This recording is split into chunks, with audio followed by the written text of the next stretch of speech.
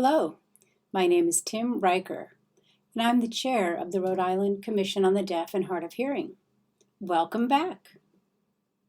We're glad you joined us for our remote virtual speaker series. I hope you were able to see our first presentation as well as our second, and now today is our third. You'll be hearing from Earnest Covington III. And Ernest will be interviewed by Thomas Darden. I'm really looking forward to hearing this conversation.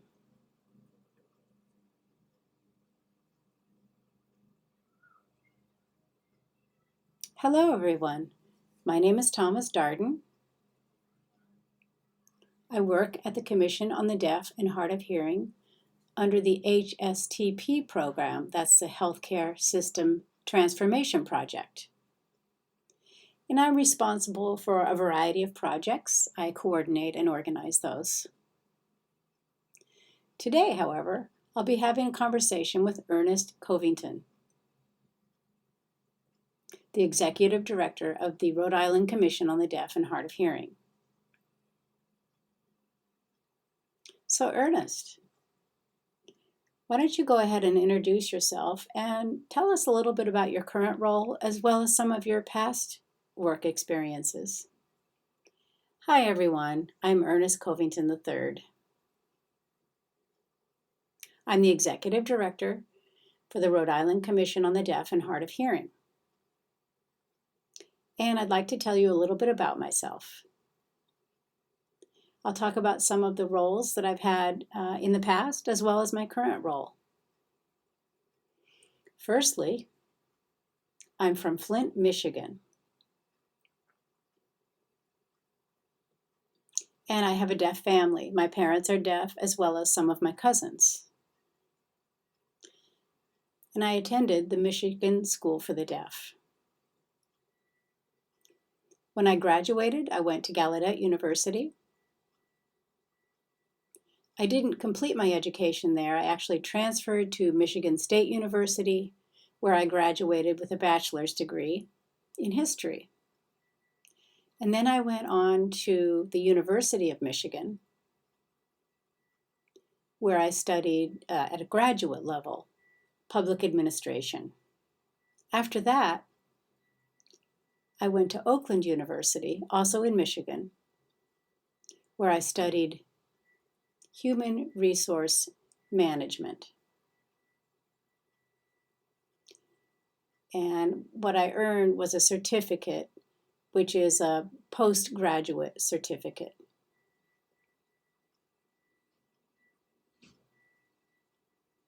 Some of the roles that I've had in the past include my work experience, of course, at the Michigan School for the Deaf. I started that job right after graduation, and I actually had a number of responsibilities at the school over the years. I was a substitute teacher. I was a long-term teacher. I taught social studies at the high school level. I taught American Sign Language courses. I taught deaf culture. And then I was promoted, and I became the athletic director. And I was also the head coach for the varsity basketball team. I ended up as well becoming the school disciplinarian, and I had a lot of different responsibilities along the way.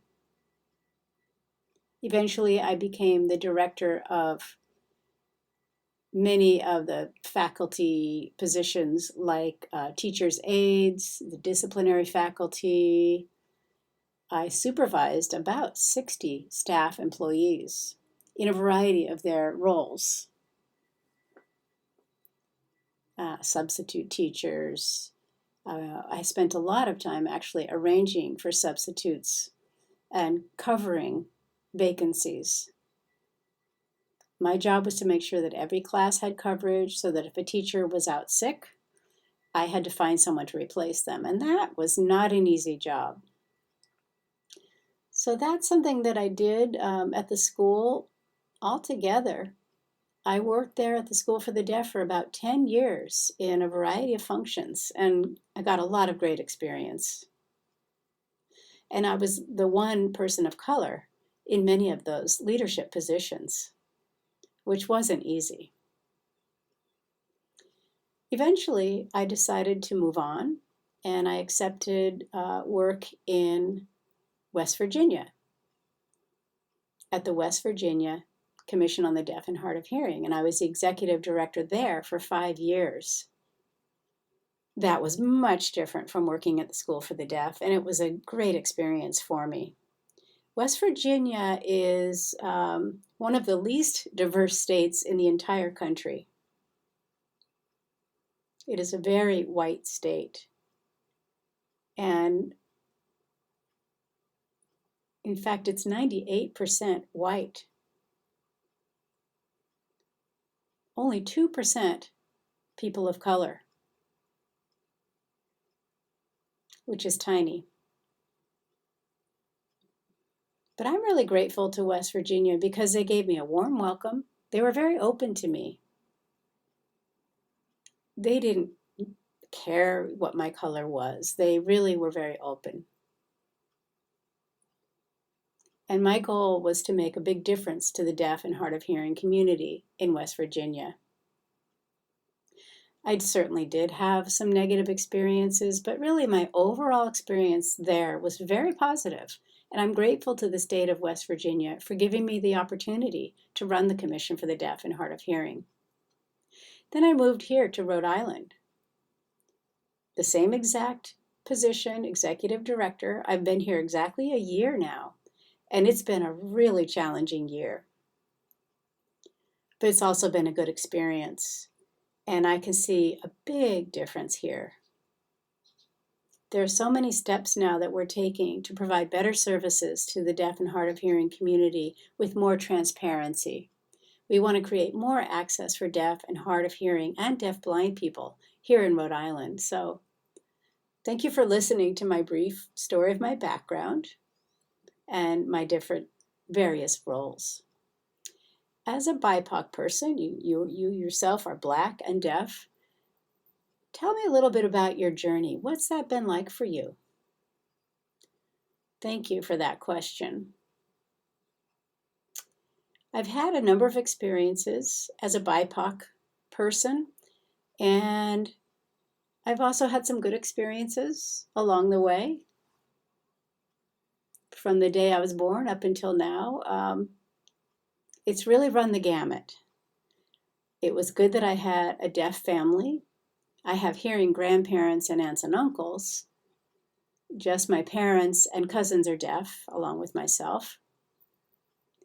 So when I was out in the mainstream, that was one thing. But I have to say it was even better to be the Michigan School for the Deaf, where my parents went.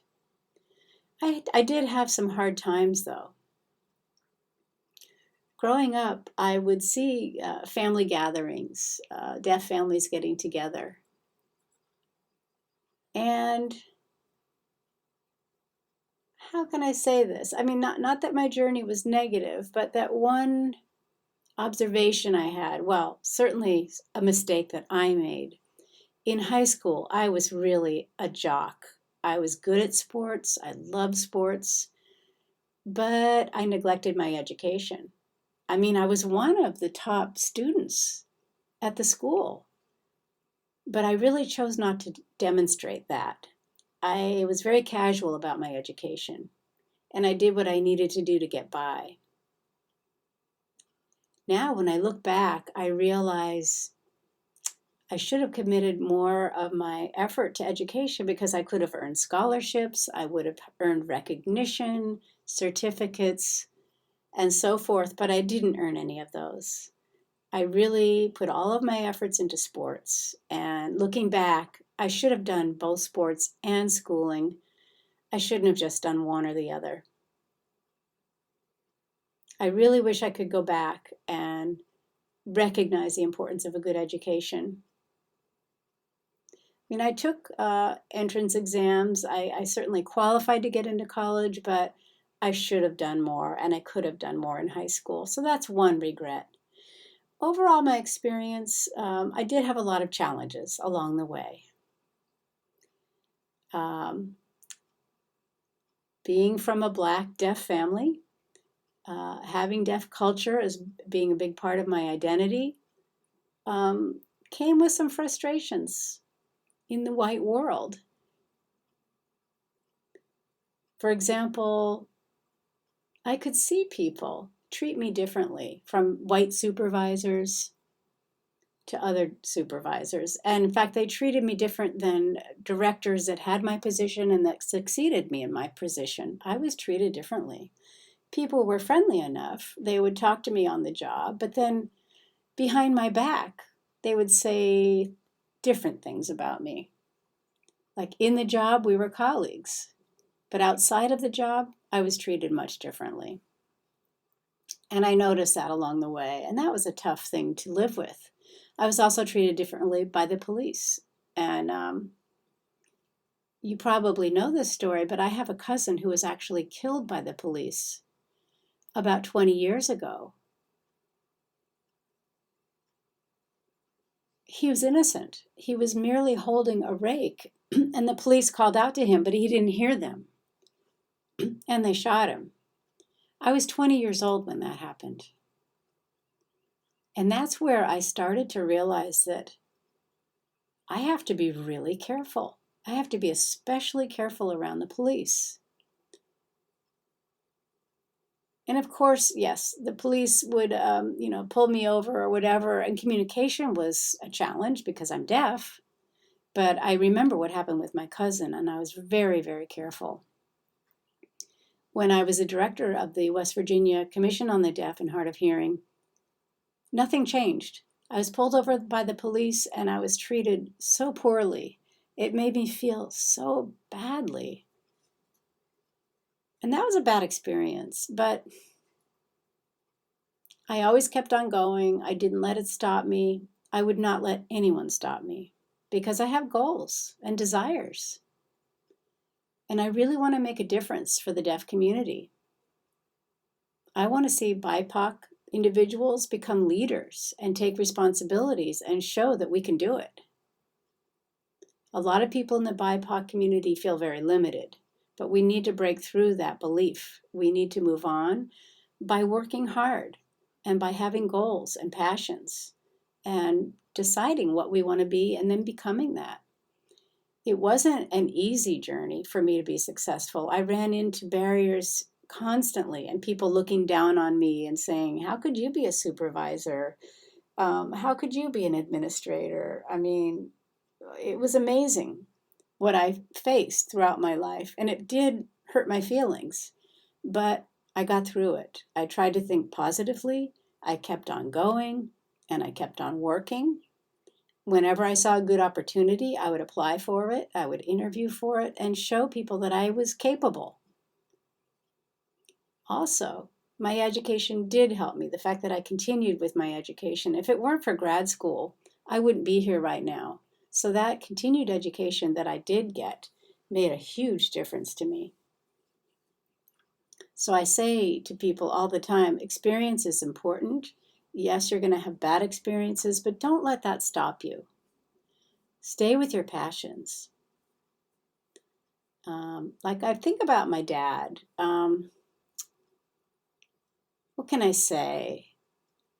He was so different. My mom was a single mom. They were divorced a long time ago. My mom kept on working hard. She never gave up. She was true to her commitments, and I admire that. My dad's family was great, but my dad really had struggles and frustrations and barriers along the way, and he just kind of gave up on himself. And I observed that, and I thought, I don't want to give up on myself. Even if I fall hard, I'm going to keep going. I'm going to keep trying. I'm going to deal with every barrier that comes my way. And I have. That's who I am. I go for my goals. I know what I want to be. And that's why I am where I am, because of my experiences. Do you notice that BIPOC, deaf, and hard of hearing people have bigger challenges? That's a good question. As far as challenges, I do notice that BIPOC, deaf, and hard of hearing people have bigger challenges. And obviously, I can use myself as data. A lot of times I would apply for a job with my educational background. And this happens to other deaf people, regardless of their schooling or their trade school or whatever they pursue, they encounter racism. It's out there. We deal with it every single day. No matter where I am, I deal with racism. It's constant. Like I said, I was the only supervisor at an all completely school for the deaf. Everyone there was white. All the people were white. And they were uncomfortable having me be in a supervisory role. They're like, I can't have a black boss. And the things I heard from people and recognized in their attitudes. BIPOC people deal with racism constantly because anytime they do something wrong, the consequences are enormous. The punishment is more severe. They lose their job, they're much more severely reprimanded. Whereas if a white person makes a mistake, they're given a warning, there's some flexibility. We are simply not treated equally. Regardless of our actions, Black people or BIPOC people are disciplined more severely. I was the school disciplinarian, and I saw this happening, a big difference when a white student got in trouble versus a Black student. My philosophy was to discipline equally. But I was told, oh no, you've really got to punish this kid severely. Whereas if a white child did the same thing, they were given a break. So I witnessed it continuously.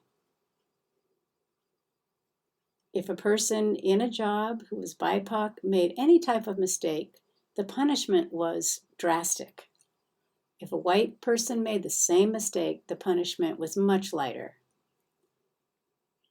or to a much lesser degree.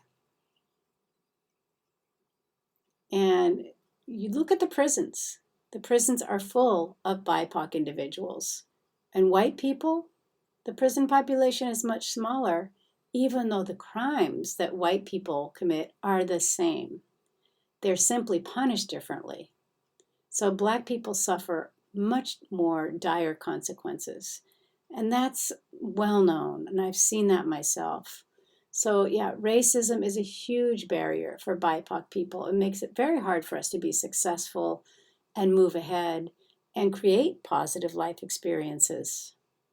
We are constantly running up against that. When I was growing up, and I was at the Michigan School for the Deaf, a lot of the families that would get together were white families. And I saw that going on. And when I got out into the real world, I realized what a difference there was out there. To be honest with you, when the high school reunions happen, I'm not a big participant. I'm interested in some of those guys, but to be honest with you, because of racism, there was really a wall between us. Michigan right now has a lot of issues with BIPOC people wanting better jobs, wanting to advance in their lives. They'll get a job, but they can't advance. Whereas a white person will be hired over them. And that's a constant struggle.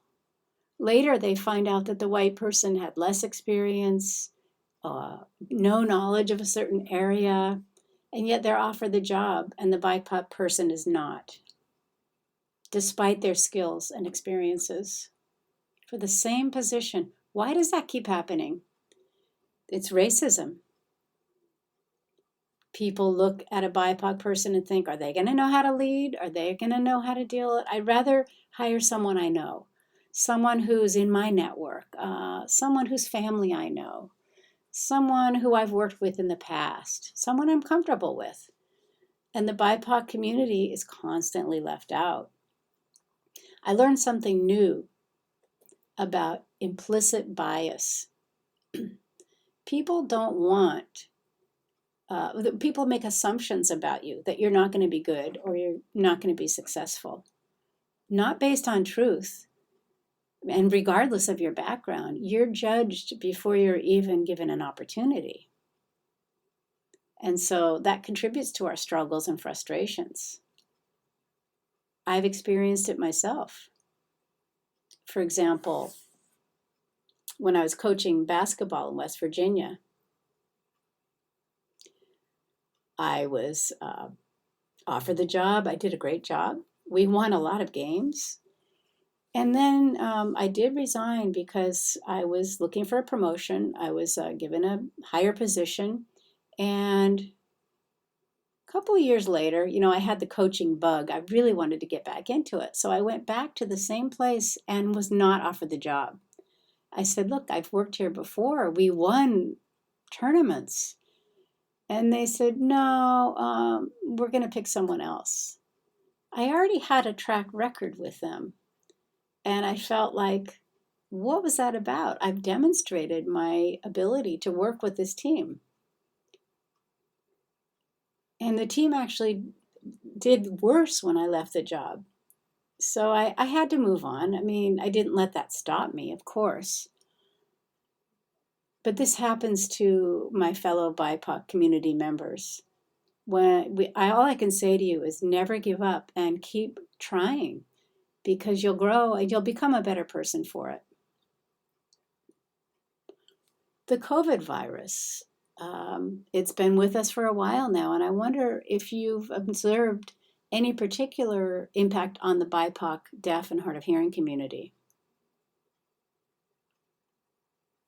Thank you for asking. Yes. Ever since the virus hit, we've been greatly impacted. You can see an enormous disparity in the BIPOC community. We've been hit very hard. The white community typically has more access, more information, more resources at their fingertips, but the BIPOC community doesn't have that. Where does the information come from? And there's less access. Also, when they go to the emergency room, for example, and studies have shown this, white people and BIPOC people are treated differently. The white people have a sort of a kinship, a bond with one another. BIPOC people may not have that. And there are some cultural sensitivities that are necessary by the emergency department workers and other sensitivities that are just missing. So BIPOC people, we have different dialogues, and we encounter a lot of communication barriers, just like so many deaf and hard of hearing people. If you're BIPOC, deaf, hard of hearing, your communication barriers double because of the way you sign and because of your race. So we're hit much harder by this virus. We're much sicker because we don't have access or communication, and we feel lost. When the virus hit, there were really no resources. There was no resolution. And a lot of people felt hopeless. They felt like there was nothing they could do about it. And they felt like no one cared about them. And so why should I take care of myself? No one cares about me. And that attitude was prevalent, that feeling of no one cares about me. And I understand that feeling. Here you're struggling and trying to find help and resources, but you're not getting anywhere because of barriers. And then later you start to think, whatever. But I have to tell you, both my grandparents died because of the virus. They died of COVID. And that was really hard for me. And I remember asking my family, why? When did this happen? What happened? And they said, we don't really know. We just don't know. I kept grilling them for information. What happened? But my family didn't know. And to me, it's like they just felt like no one cared about them. They didn't know what was going on. And in my experience, I see this a lot. So the COVID virus has, yes, definitely impacted the BIPOC community. It's hit us very hard. And I'm always looking for groups where people could have access to resources and so that a plan could be made. But it's really not that easy. For example, when I try to reach out to communities here in Rhode Island, there's not the same strong network. Certainly with white people there is, but it's a lot harder to connect with and interact with the BIPOC community. They've had some experiences that have created resistance. They feel like, are you really going to help me? And that's a big concern and a big frustration because we're doing our best to reach out, but it's hard to be accepted. So COVID has hit the BIPOC community very hard. Now, Rhode Island doesn't have any particular organization for deaf and hard of hearing BIPOC individuals. From your experience with other organizations in other places, do you feel like Rhode Island should have a group like that? Would that be beneficial to the BIPOC, deaf, and hard of hearing community?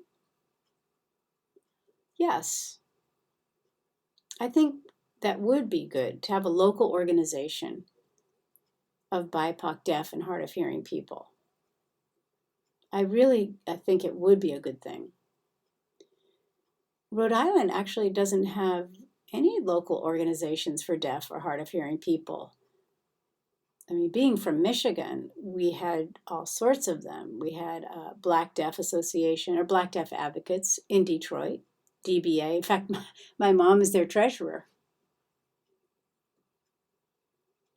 And they get together for meetings on a regular basis.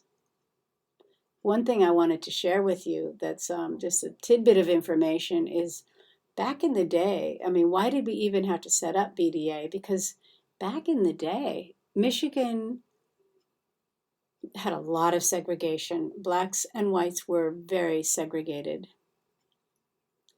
And there was an association of the deaf in Flint and another one in Detroit. There were clubs, but Detroit Association of the Deaf wouldn't allow Black people. We weren't allowed. And that went on until very, very recently. And I'm serious. We were allowed to play sports and stuff like that, but we weren't allowed to become members. So a lot of Black people in Detroit thought, hey, I mean, what is this? So they got together on their own, and finally we formed a BDA in Detroit for a sense of belonging, which is just amazing to me. When I moved to West Virginia, there were a lot of deaf organizations in different localities. Nothing for Black people because there weren't very many Black people in West Virginia. The population is so small. But there was advocacy, there were community gatherings, there were, in Charlottesville, for example, there was a deaf club. Other parts of the state, let me see if I can remember. In Fairmont, West Virginia, they had their own deaf club. So clubs existed, certainly. And I think there were more than 10 clubs altogether in the entire state of West Virginia. When I moved to Vermont, and wow, what a when I moved to Rhode Island, I was really struck by the difference. There used to be a deaf club, but it shut down. And so there are different groups, I guess you could say. There's RIAD, the Association of the Deaf. There's the School for the Deaf Alumni Association, and there's a church group. But it's kind of different from anywhere I've ever lived. Local organizations for deaf and BIPOC people simply don't exist here. there is a strong Latinx community, and there are Black, deaf, and hard of hearing people who get together, but there's really no formal organization where discussions on how we can improve the quality of life for our group, those conversations simply don't happen. We are not working as an organization. So without that sense of unity and sense of direction to really step up and make a difference, we're really lacking something. So I feel like a local organization for deaf and hard of hearing people in the BIPOC community, it could be one big organization or it could be subdivided. I really think it would be important to have something though, so that people feel like they can get support, that there's a system that supports them and a sense of unity and advocacy. Most people are very isolated. They're home, they're lonely. There's no communication. There's no sense of partnership. And of course, now with the virus, people are even more isolated and need more support. And that's where I really think that it would be nice to have a deaf and hard of hearing BIPOC club. And certainly we could have a larger Northeast regional club. We could be a member of that or a sub-member of those groups. We could even join those groups to learn how they operate. And then when we feel comfortable, we could set up our own group here. I really do think it would be nice to have something for BIPOC people here in Rhode Island. Thank you. The Rhode Island Commission on the Deaf and Hard of Hearing on the state level, I'm wondering how we can increase it, strengthen the relationship with the BIPOC deaf community and hard of hearing community. For example, in areas like communication access, advocacy, resources. Thanks, that's a good question. I do want to build a strong relationship with the BIPOC deaf and hard of hearing community. Remember what I said earlier, it's hard to start that dialogue. It's very hard to find a way in. And I think it's because people have really been traumatized.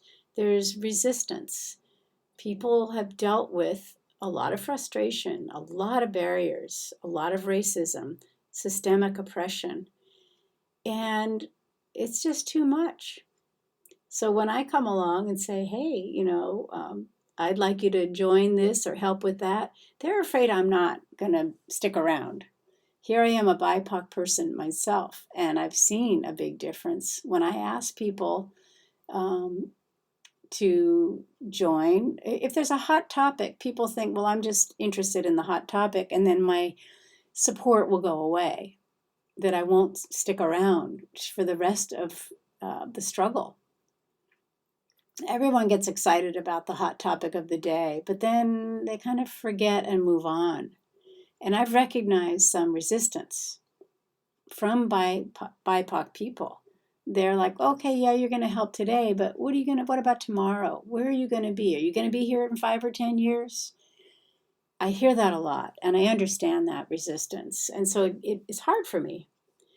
I know what I hear through the white community, and we have very valuable discussions, but I really want to get the feedback and the point of view of all the communities in Rhode Island, and I'm just not getting much. So we do what we can for the white deaf community. We work on legislation. We work to improve the quality of life, and that's where a lot of our attention and energy goes, but I really want to balance the scales. Once I know that the white deaf community is in good shape, I want to really balance the scales and make sure that everyone has equal access to their rights, to having the services that they need being met. And that's been really tough. And so I'm looking to recruit more BIPOC people. It's hard to find people who are enthusiastic about getting involved. And I used to be one of those people, so I can relate to it. I remember just sitting back and letting other people take the lead, and I didn't really trust that they would stick around, so I do get it. But I'm not going to give up. I'm going to keep working on it. I'm going to keep trying to improve my relationship with the BIPOC community here in Rhode Island, I know things will get better. And I want people to know that I'm committed to advocacy and to doing whatever I can to improve the quality of life for deaf and hard of hearing BIPOC people. This isn't something that I'm just going to do for a short term. This is something that I plan to do in the long term. For individuals who are non-BIPOC, what advice do you have for them? That's a good question. Thank you. I do have advice for non-BIPOC community members.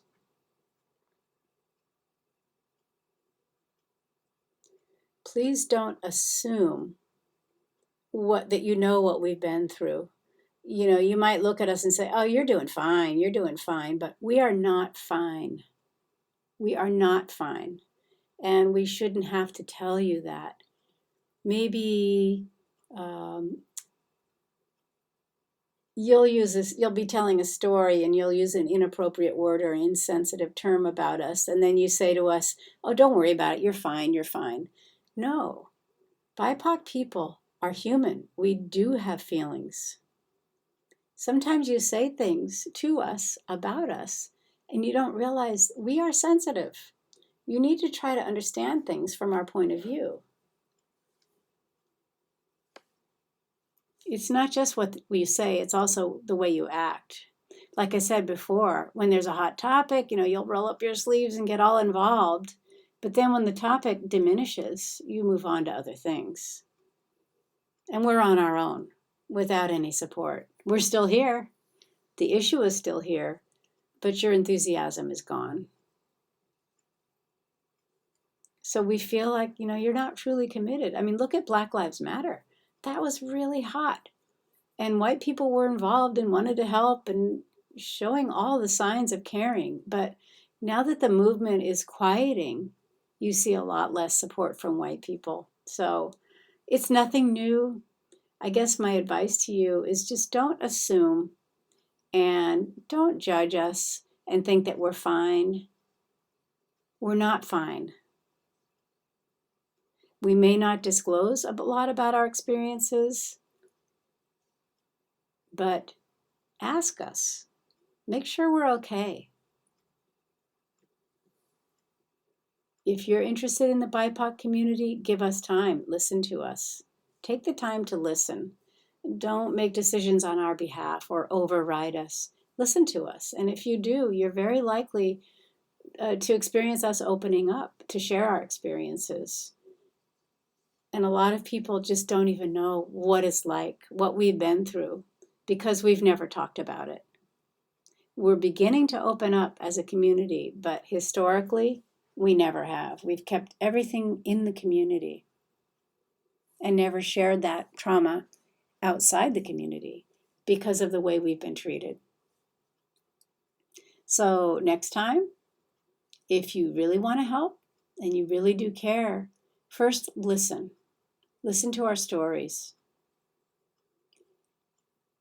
And then you'll awaken to how it's been for us and how long we've been suffering. I have suffered for years, and a lot of people don't know that. And I don't feel the need to tell them. So please just don't make any assumptions about us. Give us time and take the time to listen. And when you hear the stories, you'll realize and you'll grow from that, and it'll make you a better person. We're coming to the end of our conversation, and I wondered if there's anything that you, as a role model, would like to share with the younger generation of BIPOC, deaf and hard of hearing students. Yes, as a role model, what I want to say is this. For the younger generation, for all of you, don't let anyone stop you.